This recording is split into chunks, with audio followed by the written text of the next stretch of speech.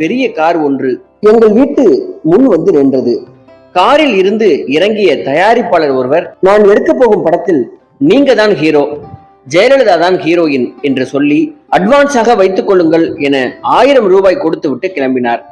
சந்தோஷத்தில் எனக்கு தலைகால் புரியவில்லை. அதுவரை ஜெயலலிதாவை நேரில் கூட நான் பார்த்ததில்லை.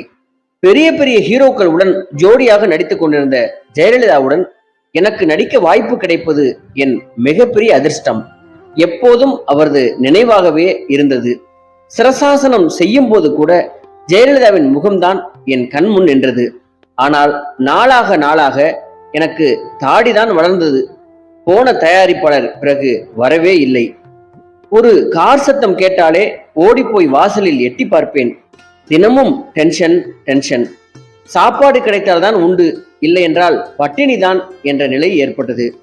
ஒரு நாள் அந்த தயார்